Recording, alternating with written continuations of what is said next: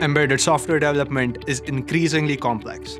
Leveraging and debugging different processing architectures, system configuration, and managing source code are all critical, and developers need tooling that enable them to manage all these priorities as efficiently as possible. Analog Devices is proud to introduce CodeFusion Studio, an embedded software development platform based on Microsoft's Visual Studio Code. CodeFusion Studio provides open source development tooling for ADI's embedded processors and MCUs. CodeFusion Studio is designed for embedded developers of all experience levels, featuring intuitive tools that enable easy startup, while providing advanced features for additional control.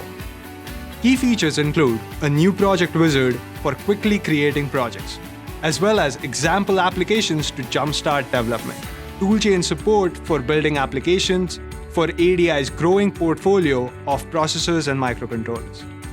Essential debugging tools including multi-core heterogeneous debug, breakpoints, disassembly, and more. Zephyr support including project creation, build, and debug.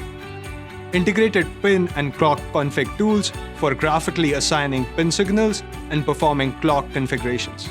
Modern UI featuring a CI-friendly command line utility. ELF file visualization tools for analyzing compiled applications and dwellings into the inner workings of ELF binaries.